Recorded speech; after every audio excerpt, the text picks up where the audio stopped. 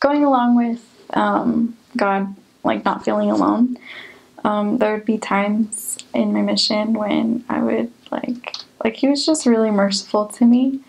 Right when I got to the mission field, I thought Guatemala was gonna be warm, and so I didn't really bring like a jacket. I brought like a really thick jacket for when it got really cold, but I didn't have like a jacket that I could just wear, like a small one. And I don't know, like my companion, she'd be like, oh, I have this jacket, you know? And I don't know, those were just small tender mercies, like that Heavenly Father like, could hear my thoughts, and like he could hear everything that I like needed. And I'd be walking down the street and I'd be like, oh, I'm really craving these, like, there's this like type of dessert there. It's like these figs that are boiled and with sugar. And I was really craving it. And one of the members was like, Hermanas, come here. And we would go in their house and she would have like the figs there, like, and already made.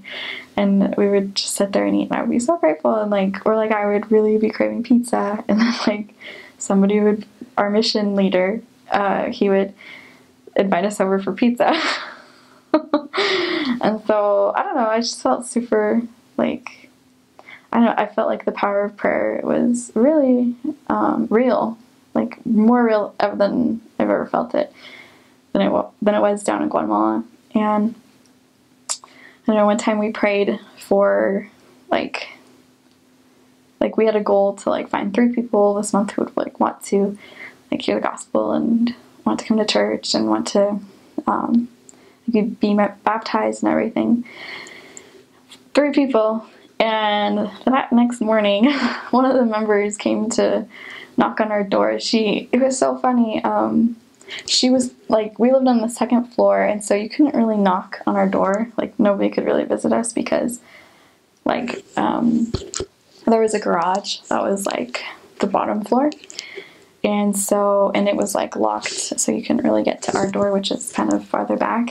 And so she was throwing rocks at our window, and we were just studying at our house, and I was like, I think somebody's throwing rocks at our window. So like we looked outside, and it was one of the sisters in the ward. And she was like, Edwina, it's like, I've got some people for you to teach. And it's a mom and her 2 kids, or she has 3 kids, but 2 of them were like old enough, you know, to like listen to the gospel. And so anyways, we like go down there, and her name is Hermana Vicky, and Vicky took us to this woman's house. Her name was Dulce, and she was kind of blind partially, and yeah, she was really prepared to hear the gospel. And she said she had a dream and everything about she was praying to know which of all the churches she should go to, because she wanted to take her kids to church, and her kids like were begging her to take her and everything. And like a lot of the kids down there, they're really like spiritual. They all like love going to church and want to go.